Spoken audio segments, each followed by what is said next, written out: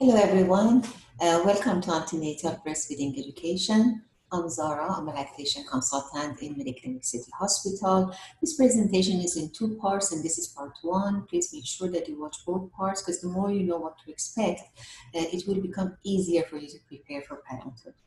Today I'm going to talk about breastfeeding and go a little bit deeper and talk about baby-friendly hospital initiative standards that we have in the hospital. You probably know that we are a baby-friendly accredited hospital. What does that mean to you? I will discuss it. I will talk about why breastfeeding, what are the research on the breastfeeding, what is the WHO recommendation on duration of the breastfeeding, the benefits of the breastfeeding for the mother, baby, and overall for the community. I will talk about the changes in pregnancy you might see, and do you need any preparation? Do you need to do anything about it or not? I will talk about skin-to-skin contact and immediate care after birth. I will talk about the breastfeeding, when to start and where to keep the baby. We'll talk about the rooming in and talk about the responsive feeding. Baby-friendly hospital initiative standards, what are they and what does it mean to you? What do we do probably different from other hospitals? We provide a friendly environment for you to be able to give to your baby the best start possible in life. The purpose of all these standards, these steps that we have, is to somehow connect you with your baby and remove all the barriers between you and the baby. Why? Because we know you make the perfect team. And the more you are connected, the stress level is less in your body and baby's body. Things will go much smoother for both of you.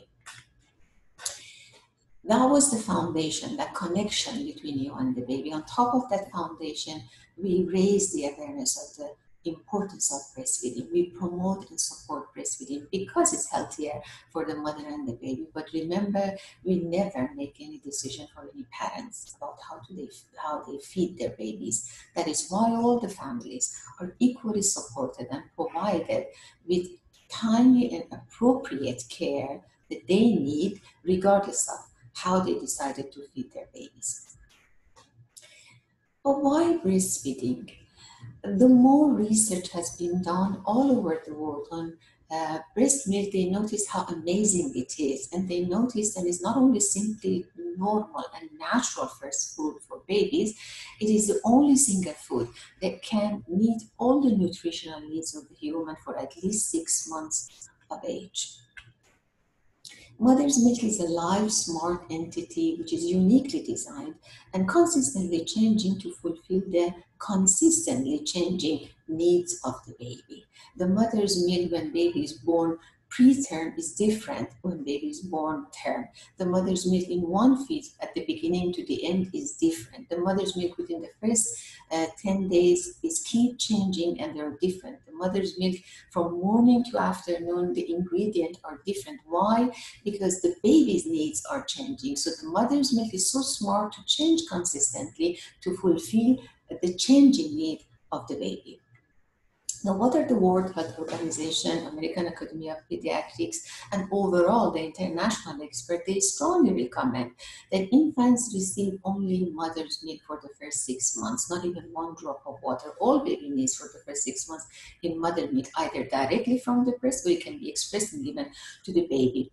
At 6 months, to add solid food gradually and continue breastfeeding as long as you and your baby want. The recommendation is continue to up to 2 years or beyond. Now, what are the benefits of the breastfeeding for mother? Not only it creates a very special and unique bond between mother and the baby, which lasts forever, it physically reduces the risk of breast and ovarian cancer for the mother. It helps the uterus to go back and shrink back to the pre-pregnancy size that it was, and then extra weight that mother gained in pregnancy helped to remove that as a recovery for the changes in the pregnancy.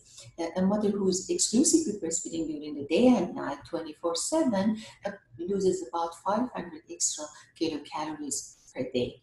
It reduces the postpartum depression because of the hormones make mother feel great, feel happier, and it helps the mother to prevent osteoporosis, which is the broken bones later in the life. It reduces the risk of diabetes type 2 for the mothers as well. Now, what are the benefits for the babies? There are many, many benefits, but I will just highlight about the one that is has been more research on. Number one is the ideal food, no doubt about that. It's the optimum feeding, it's the perfect balance of nutrition and vitamins that the baby needs in a very easy digestive way. So it's not going to make you gas or constipated. It's very easy to digest for the baby. It reduces the risk of infection. The immunity in mother's milk is something never can be duplicated.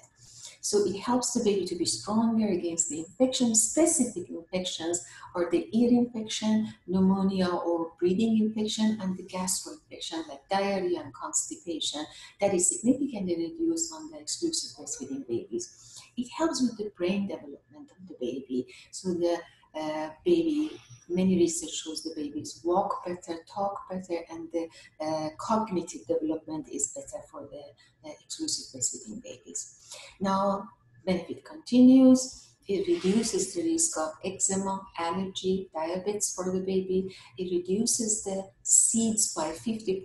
SIDS stands for sudden infant death syndrome. It also reduces the risk of childhood obesity and heart disease when a baby is older.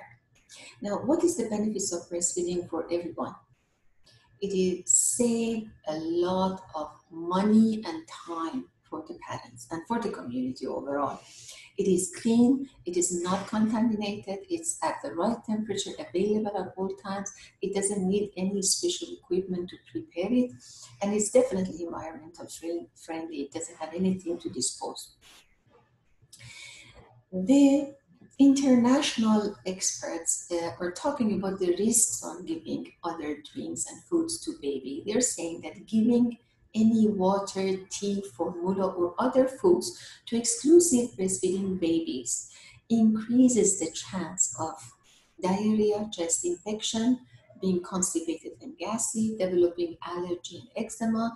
It decreases the baby's desire to breastfeed and gradually it reduces the milk production and milk supply of the mother.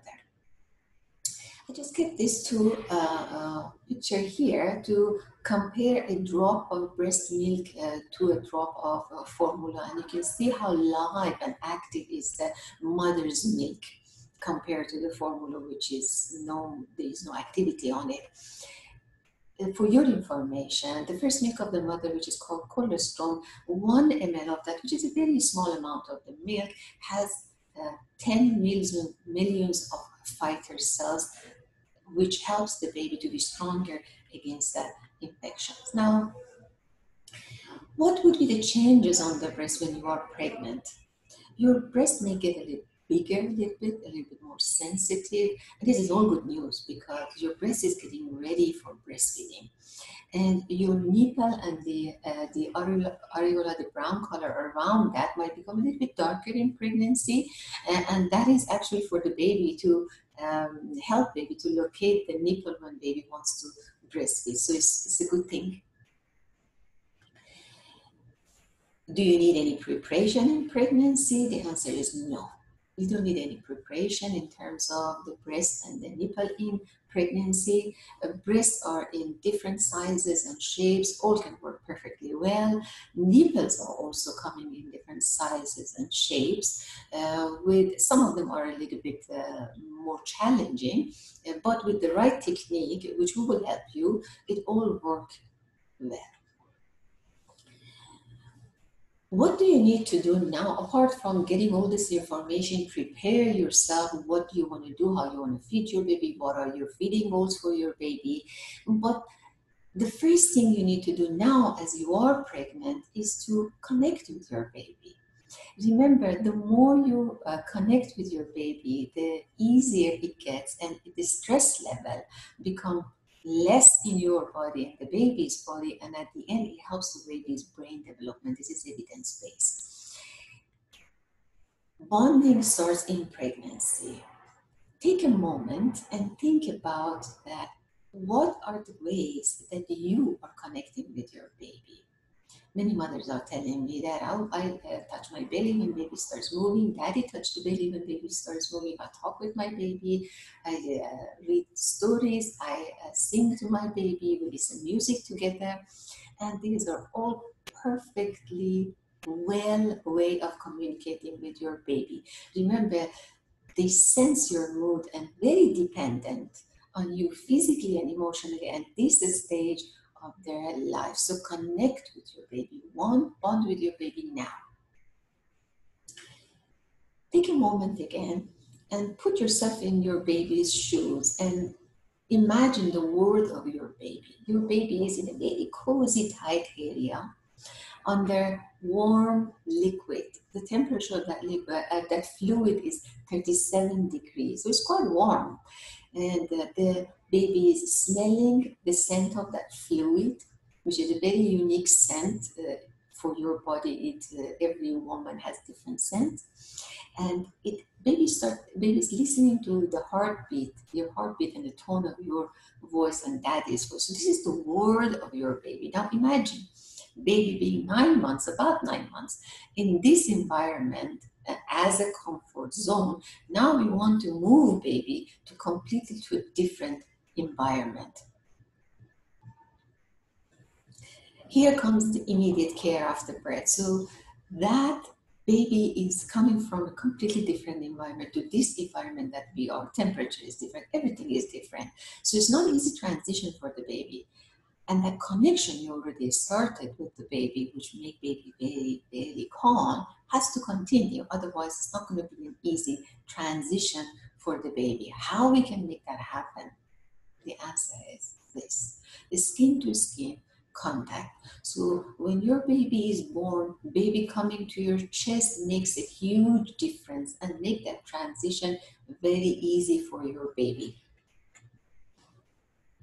What does it mean, skin to skin contact? It means you're going to hold your baby naked on your naked chest. So there's nothing between you and the baby, but then there will be a nice warm towel on top of both of you. And baby comes within 5 minutes after birth or immediately after birth on your chest and stays there uninterrupted for minimum 1 hour. That means it's not going out, in, out, in. Baby stays there and you hold your baby. Remember, that helps the baby to better adapt to life outside the womb. And this, remember, your body is the best warmer for the baby, and you are the comfort zone of your baby. Now, baby will be definitely handle that transition much easier.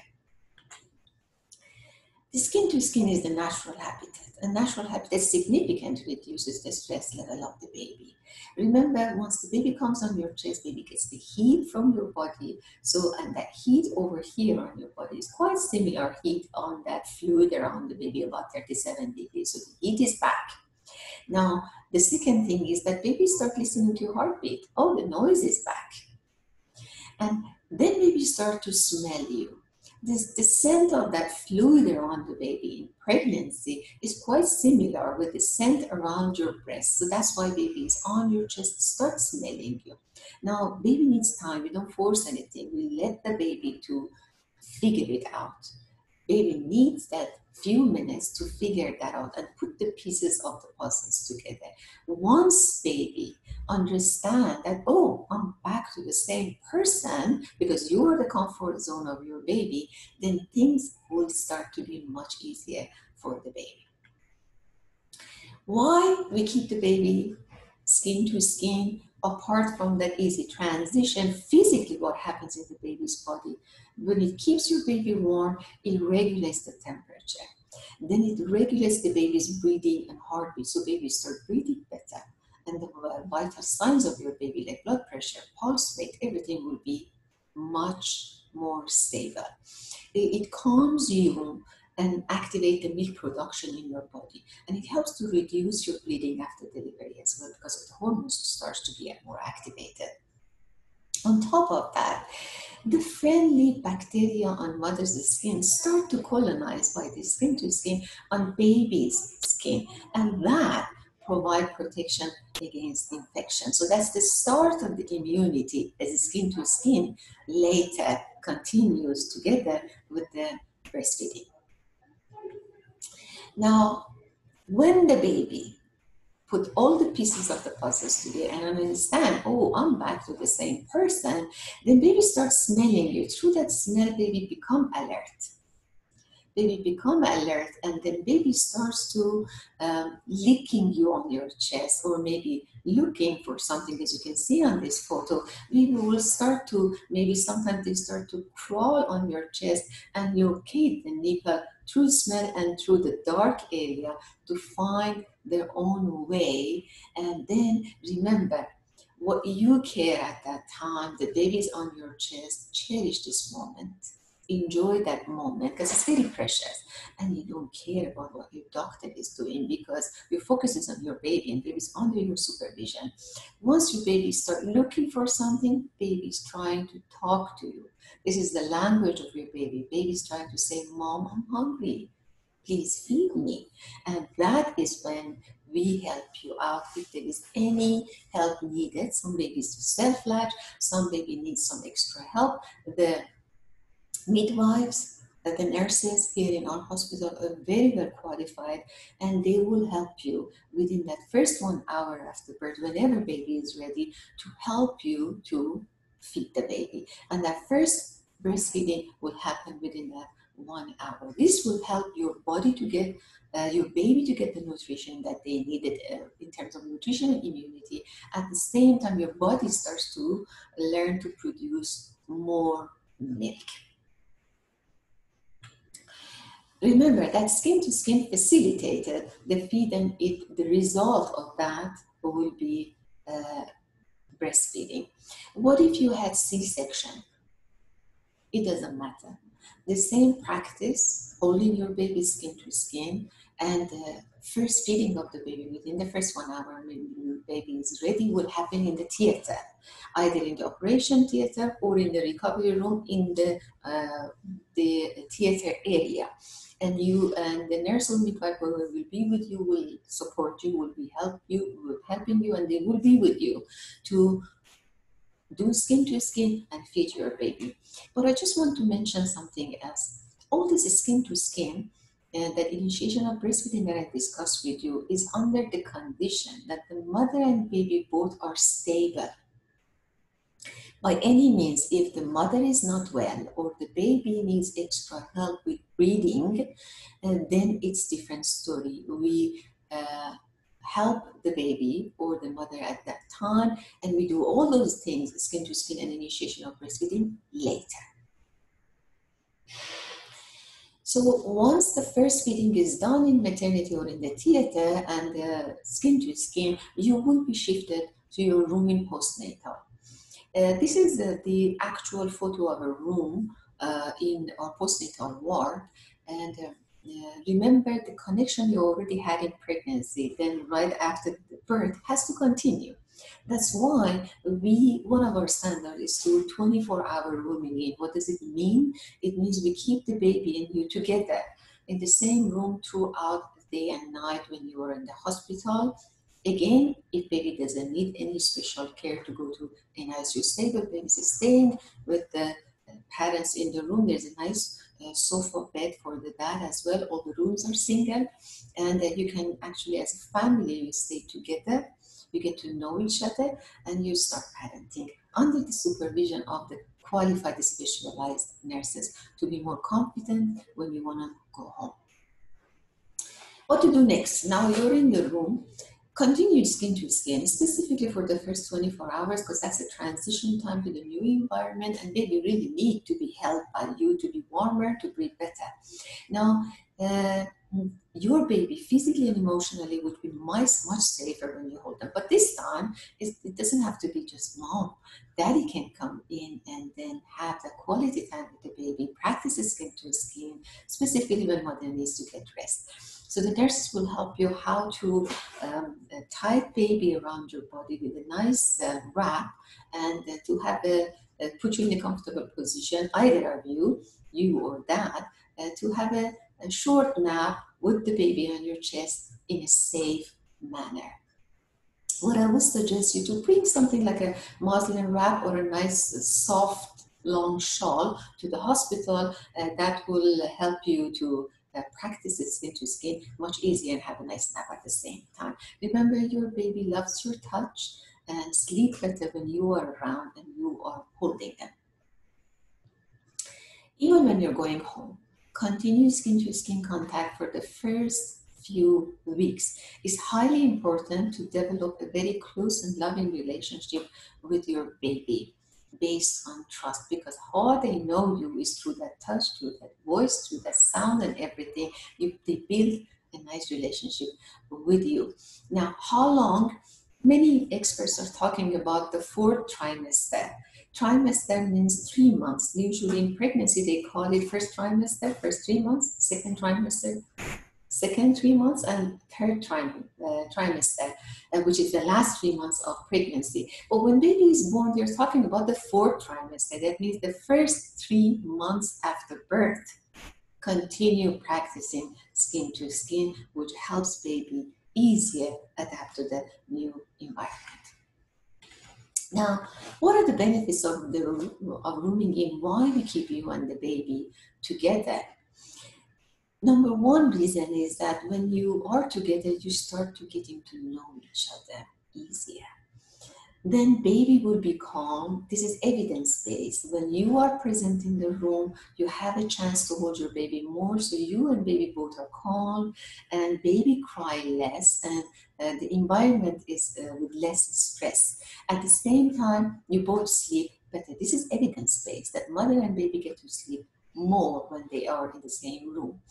Now, it helps you to learn your baby's feeding cues, the language of your baby, and respond on time. So the baby receives what baby needs on time. And you and daddy will gain confidence and learn how to care for your baby under supervision of the specialized nurses. And the baby learn to breastfeed faster. And it reminds your body to produce plenty of milk. So you increase the milk as well. When you're going home, the international recommendation is that continue practicing rooming in at home. So that means to keep the baby in the same room, but preferably in a separate bed, but very close by, so accessible. You see, this photo shows a sample of how baby needs to be close by. How long? They're recommending up to the first year of life. For the first year, keep it in the same room with the parents. This is another idea of baby being accessible close by in a separate bed. Now, when to feed your baby? How often? How long? This is number one question. The parents say, when do I feed my baby? Remember, in this area, let baby lead you. That means you watch your baby. Whenever your baby is looking for something, baby is communicating with you, telling you that I'm hungry. Focusing on the clock is not going to help anybody.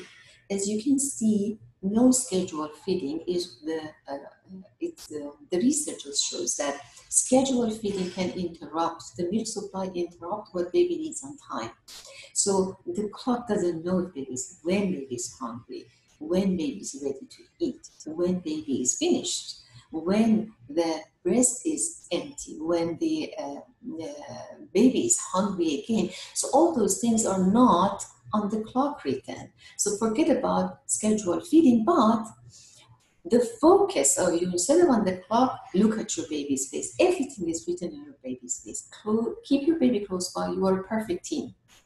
Baby lead you, you attend. So once you do the responsive feeding, you both will be easier. You produce more milk, at the same time, baby gets what baby needs on time. But you keep track of it. To make sure that baby is getting what baby needs. I'll discuss it in a minute. Feed your baby on early cues. Early cues means do not wait for the baby to go to crying. Now, I'll show you a few pictures. How does it look like? So these are hunger cues. You see, this baby is not very upset. Is at the very early cues looking for something active. This baby clearly communicating, Mom, feed me, I'm hungry. And you respond. Now, how long to stay on the breast? Again, look at your baby. When they are done, they will go to sleep. They let go of the breast. As you can see on this photo, see the baby is content, satisfied, let it go.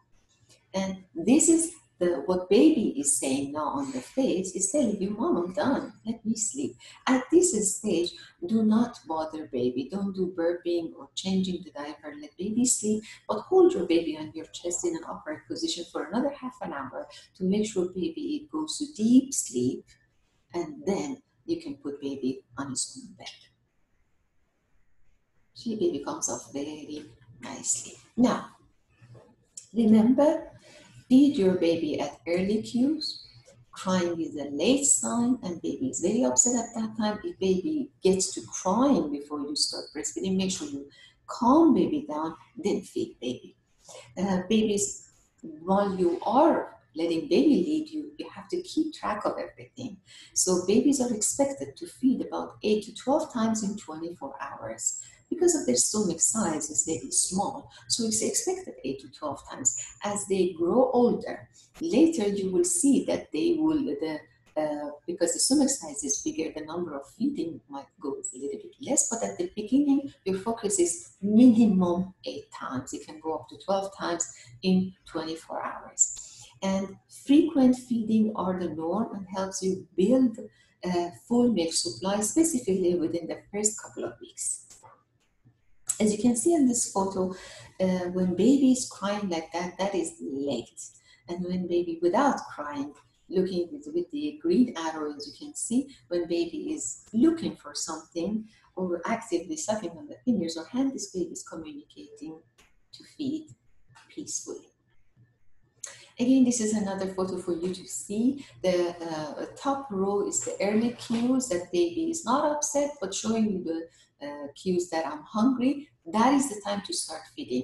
If you don't attend to the baby at that time, they go to mid cues, which is baby started to get upset, and the late cues are late. At that time, baby says, call me first, then feed me. You start at the early cues. Thank you very much for listening to me. Please make sure that you watch part 2 as well.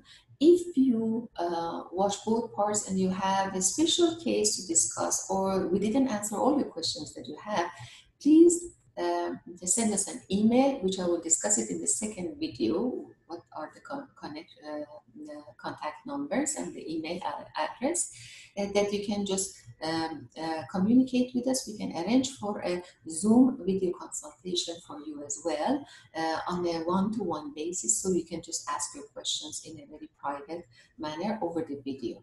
Thank you very much, and see you soon.